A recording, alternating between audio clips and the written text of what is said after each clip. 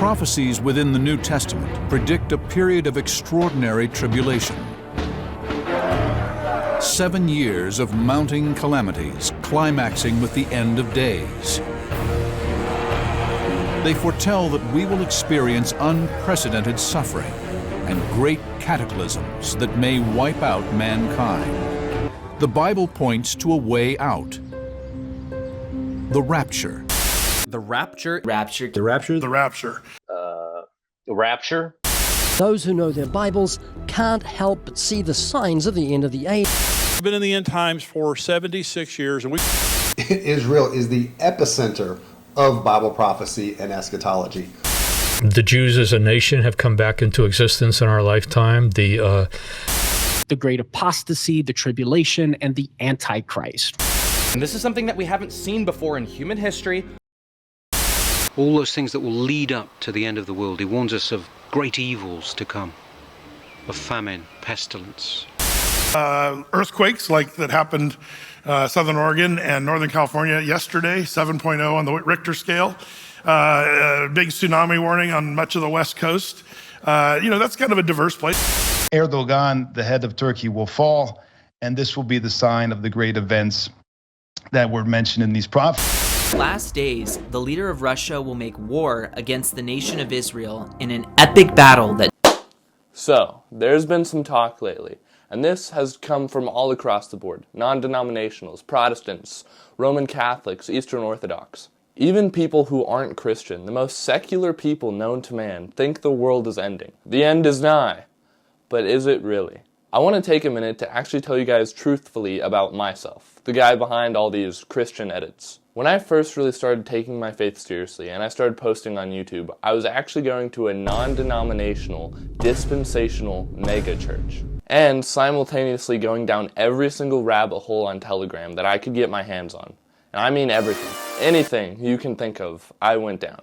And in general, that sort of turned me into a very pessimistic, almost nihilistic Christian. And I think if you have the future tribulation mindset mixed with Telegram rabbit holes, that's just what you're bound to find. That's just that eschatology taken to its logical conclusion. Like if you hold to a future tribulation eschatology and you haven't gotten to that point yet, if you're taking this seriously, you will get to that point. It's only a matter of time. If the world is just getting more and more corrupt, of course at every single corner you're just going to try to snuff out every last detail of hidden agendas and knowledge, a sort of Gnosticism. When you have this coupled with the reject modernity, embrace tradition mindset that you see a lot of Roman Catholics and Eastern Orthodox posting about online, though that mantra isn't bad in and of itself, it gives you this caveman mindset of present bad, future doomed, past good. This cocktail of thinking was just getting to me. And I think we all have an intrinsic God-given value within us to try to make the world a better place. And in my mind, I was sort of just thinking, oh yeah, I'll make it a better place by exposing anything and everything that's wrong with it. A common objection that some people have who hold to these views are, oh well, yeah, the world's ending, so all I'm focused on is Christ.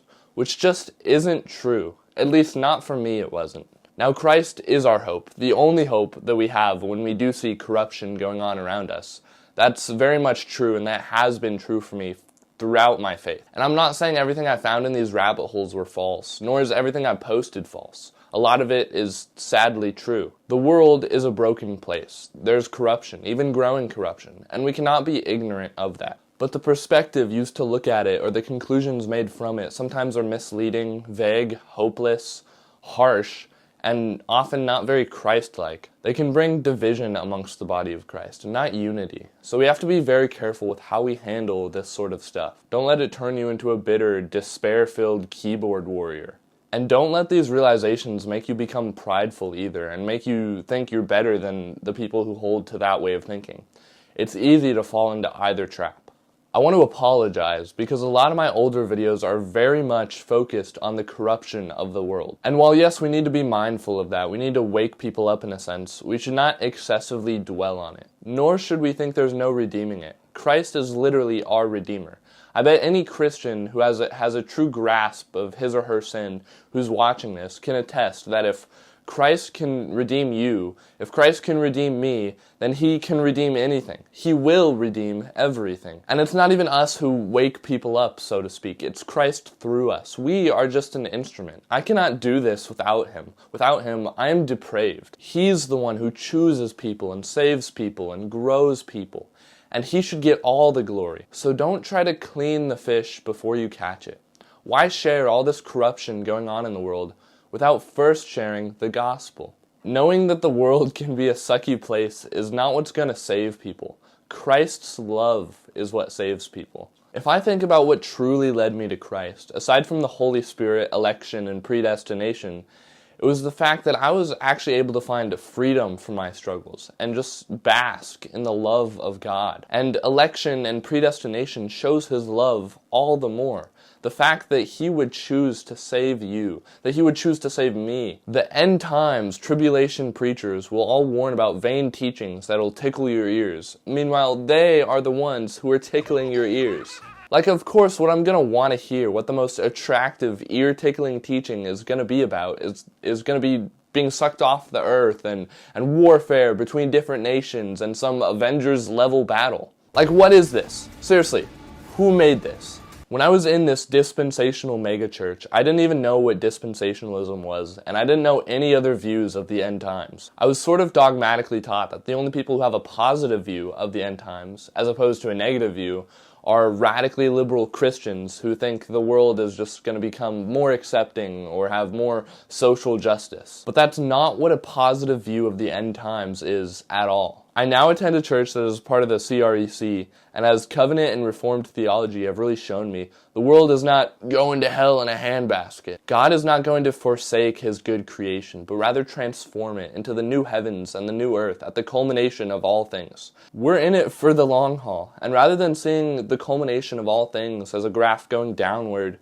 we should see it as a graph going upward. Now yes, there will be dips, maybe even dips of a couple hundred years, but ultimately that graph will keep rising higher than before. And I think this mindset is a lot more hopeful and a lot more productive as well. Some people may say that's just wishful thinking, and they may be right, but the new heaven and new earth is not wishful thinking. It's promised to us. If you want a truly biblical view of the end times, I cannot recommend enough. First and foremost, the Bible, and also The Gospel According to Revelation by Greg Oettinger, and Heaven by Randy Alcorn. And I'm not getting sponsored or anything. All my edits are copyrighted, so I can't even make money off this channel.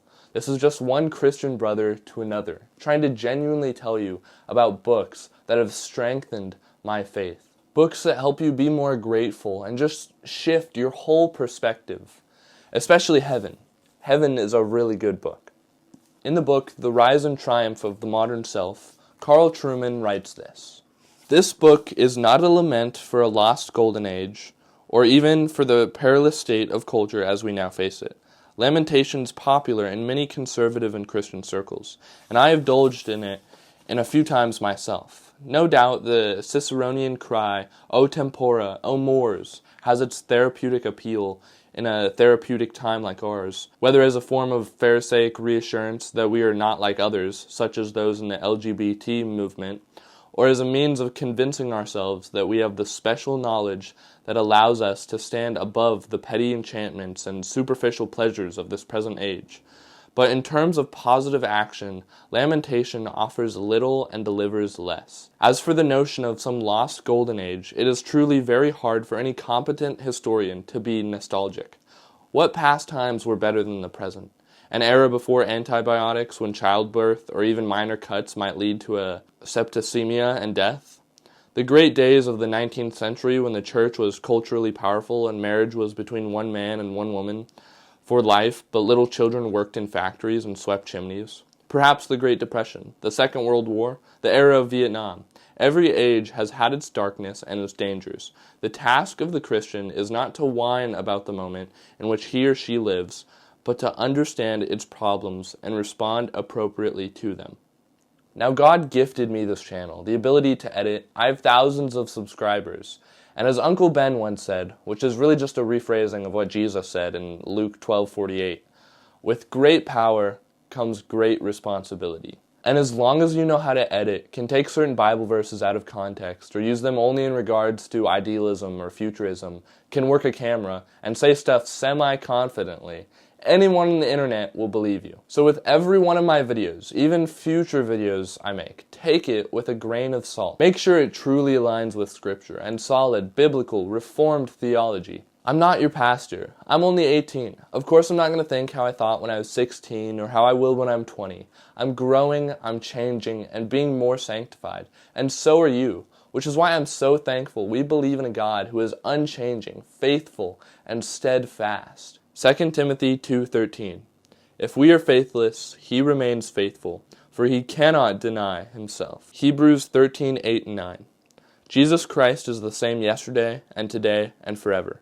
Do not be led away by diverse and strange teachings. And if any of my content goes against your conscience, as in 1 Corinthians chapter 8 states, don't partake in it. Some of us do have more sensitive consciences than others, and that's not a bad thing. Some of us think that anything outside of explicitly Christian media is of the devil, and some of us really appreciate the cinematography, stories, plot, relatability, and acting of different movies and shows. Some of us think that 2000s pop and rock is of the devil, and others of us think it's got some straight bangers. Those of us who are Christian, we're all brothers and sisters in Christ. Be loving, kind, and patient to one another. Correct one another when you can, and be willing to be corrected yourself. Preserve the unity of the body of Christ. Now, what I'm not saying is that you shouldn't be critical, or even heavily critical, if you see injustice and corruption happening in our world.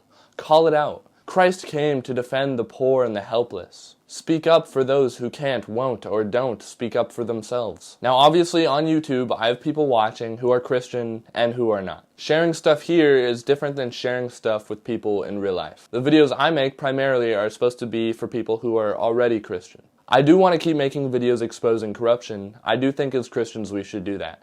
But it must be done in love. You know, it's a tricky line to walk, truth and love, which is why I'm so thankful yet again we believe in a God who demonstrated this perfectly, who healed the sick, spent time with lost sinners, and yet overturned tables and rebuked evil men. So if I fall in this way, which I will, please be gracious. If you wanted to, you could literally endlessly focus on the sin and corruption of the world. But you know what you can also endlessly focus on?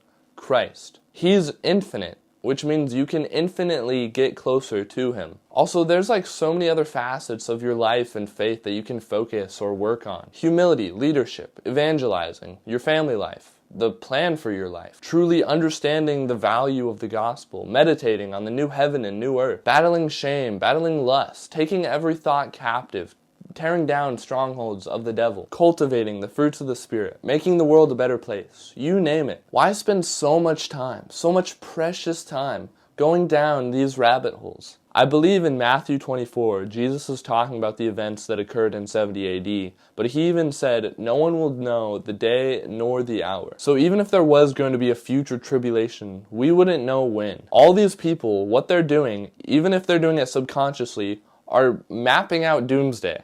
Oh, well, a large portion of the population will disappear, and then the 7-year tribulation will start, and then in the middle of that 7 years, that's when things will really amp up, and then at the end, that's when Christ will stop. Like, dude, you're literally saying you can determine when Christ will come back. That's going explicitly against what he just said. Like, I've had Bible studies with these people. My friends, I'm sorry if you guys are watching this, but whenever these topics come up, they're almost never edifying. I don't need to have a study on whether or not you think Russia is prophesied about in the Bible or when you want to be sucked off the earth.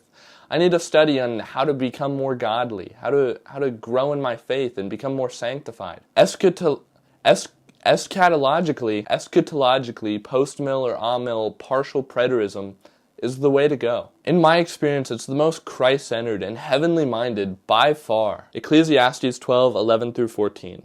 The words of the wise are like goads, and like nails firmly fixed are the collected sayings. They are given by one shepherd. My son, beware of anything beyond these. Of making many books there is no end, and much study is a weariness of the flesh. The end of the matter, all has been heard. Fear God and keep his commandments, for this is the whole duty of man. For God will bring every deed into judgment, with every secret thing, whether good or evil. If you're a teenage boy or girl with too much time on your hands, I plead with you, stop going down these rabbit holes. Read God's Word. Go to a preferably Reformed church. Stop listening to people who want to tickle your ears. Stop getting your eschatology from Left Behind. Go outside, help those around you, and enjoy your life. As Master Oogway once said, yesterday is history, tomorrow is a mystery, but today is a gift. That's why it's called the present. Now, of course, I could be wrong. Maybe there is some future tribulation, the battle of Armageddon, the Gog-Magog war, a horrible apocalypse that'll happen right after a rapture that sucks us off the earth. But I doubt it's the end of the world as we know it. It's the end of the world as we know it. It's the end of the world as we know it. And I feel fine.